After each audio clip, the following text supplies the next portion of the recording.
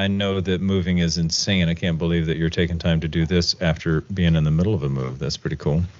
That's no big deal. It's because you love me so much. That's what it is. Dannielle Wornall, how are you, dear? I'm doing good. I'm doing You're good. out. I'm officially in Lexington. You're back in Lexington? Officially a Lexington. Well, I've never lived here. I'm a Lexington resident now. Oh, this is true. Okay, so now you're officially a Lexingtonian. Well, welcome, welcome, welcome. Lexingtonian. That's a terrible name. We seem to be having a little bit of connection issues. It wouldn't be my deal if it didn't have technical problems. Or dogs in the background. It's either I've got dogs that are about to bark or barking, or technical issues. It's kind of how it goes with me. Huh. No, you're good. No worries. I want to say congratulations and first thank you for taking time to do this. I know you're crazy busy. I'm grateful for you being here. I appreciate it. And Thanks for having me on. You're welcome. Your career as a comedian is blossoming by leaps and bounds. It's amazing what's happened in a short amount of time. Why do you think that's happened? Are you just crazy focused? I think that's some of it, and I'm just all in. Like I'm 100% in. Like this is what I'm doing full time now. So that's really exciting. And luckily I was in a position last year where I was able to really go to a bunch of cities and meet a lot of people. So, when you do that, when you take an interest in other people, and you remain grateful and humble, like, good things open up. So luckily, like, a lot of people are having me back to their clubs and on their independent shows and on that stuff. So we got some fun stuff coming up. It's amazing to watch what you've done in a short amount of time. And I know that you came back to this, right? So you had done comedy several years ago. Tell us about that. You were in New York? Yeah, in New York, and it was never a full-time thing there, but all my friends were comedians, and I've always written, and I continued to write even afterwards. So I'm positioning. I did a podcast in Chicago like 2 weeks ago, and it was all about like your favorite ways to sit, and I realized I'm a terrible like office chair sitter. So that's repositioning. I learned this from Larry King. Look at this. The lean forward, shoulders up, brow neck down, shoulders like up. shoulders. I can't. Shoulders leaned up as high as possible, neck down as far as possible. Larry King. Since July 1st of last year is when I started back with everything, and so all the material that I've been writing since then. I think I kept one joke from before, but everything else is new. Wow. I've written about just under 2 hours worth of material. I've trimmed that back to like a pretty tight 45 to 50. I'd like to do that again like twice this year. So you've written an entire hour's worth of material? That's insane. How'd you do that? Well, I've written more than that, but I wrote about twice that, and I've trimmed back a lot, and then go back in and reworked. Like it kind of just starts with like writing what ends up being a couple pages, like in my little notebook that is attached to my hip. And I trim it back. Like I'll move it over. Once I get the kind of overall premise, I'll move it over to my computer. I'll type it up on there, word for word what I put down. I'll do a word count on that. And then sometimes those things are, 750 words. And then it's like, all right, let me get it down to 500, and let me get it down to 250, and let me get it down to 50. And then can I say this in 25 words? And like literally trimming it back so that as it goes through the sets, it's punch, punch, punch, punch, and just like trimming all that fat and any context that's not necessary, getting rid of that, taking that out, and then going in and looking at the set as a whole and what themes are there, what's able to tie into the next thing, where I can do additional callbacks, where I can come up with additional tags that build on the momentum of what's funny about that bit, and tying that all together. So just reworking the material constantly. And you said you performed that hour. There were the 45 minutes. Yeah, it was right at 45 minutes. So I've gotten to do that a couple of times now. Most recently. How did that feel? That's a long time to be up there. How did that feel? it felt really good, and it honestly Yeah. it felt quick. Like it felt really quick. But Mhm. then, you know, when you go back to doing, so you do that, and then the next thing you do may be an open mic. I think the very next thing I did was an open mic. So then you're back down to 5 minutes, and you're like, gosh, I had so much room to breathe.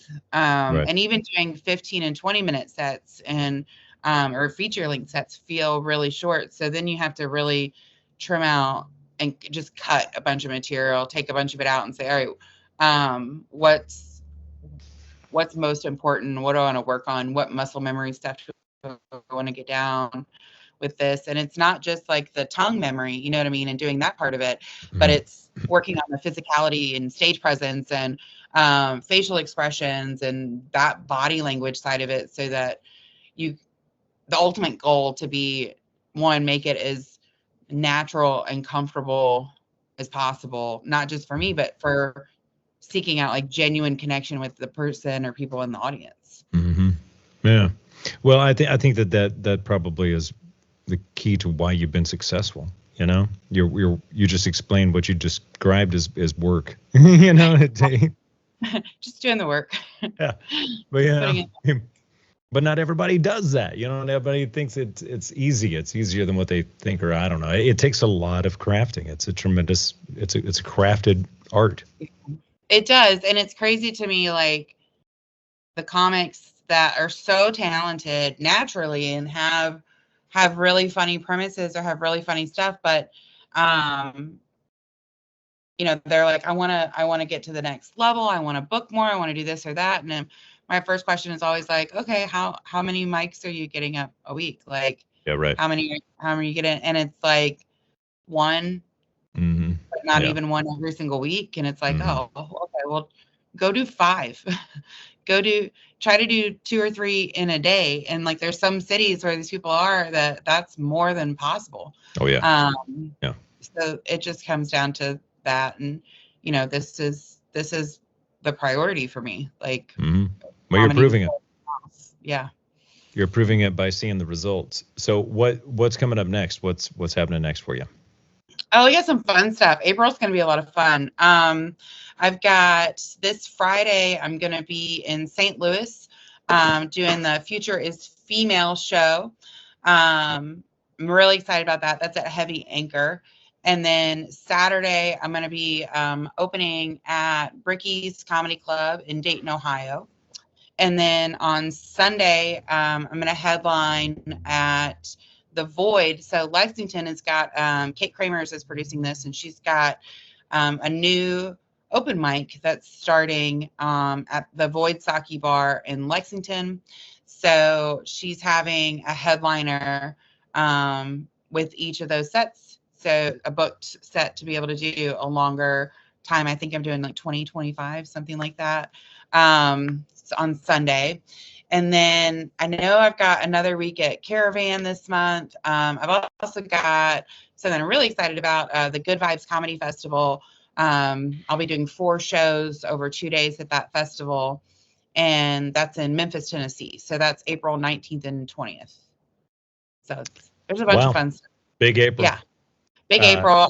I'm going to be in Columbus a good bit this month too. I've got some fun things going on with a really, really talented comic up there, Brock Lesnar, and he's just killing it. He's doing awesome things, and he's got some things he's producing, and so I'm going to be doing a few spots. I'll be in Columbus middle of the month this month, so it'll be awesome. Every weekend is full for sure, but still happy to take like Wednesday, Thursday bookings if anyone has a show going on. Just saying it, right? Just throwing it out there. Just throwing that out there.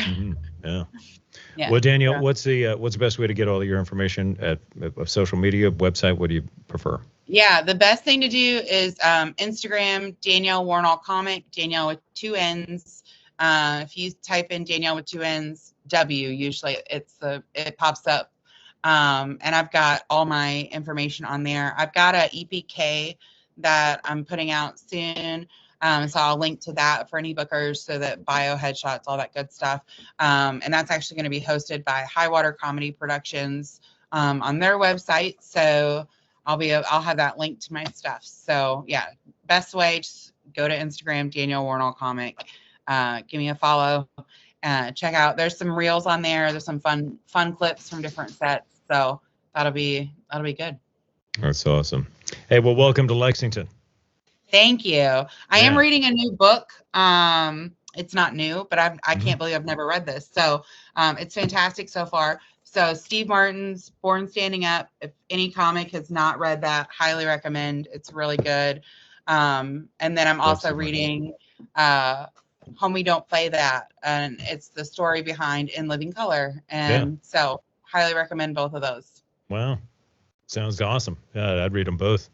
Very cool. Yeah. Good stuff. Dannielle, thank you so much. We'll have you back real soon. Thanks, Freakdaddy. I appreciate it. Thanks, guys. I'll see you soon. And shoot me a message with where you'd like to see me come perform in a city near you. Especially on a Wednesday or Thursday. Is that what you're looking for? Wednesdays or Thursdays in April. Or I think I have one weekend in June open, but I'm already booking for July and August. So awesome. Dannielle, so great to see you. Thank you, dear. Thank you. Good to see you. I'll talk to you soon.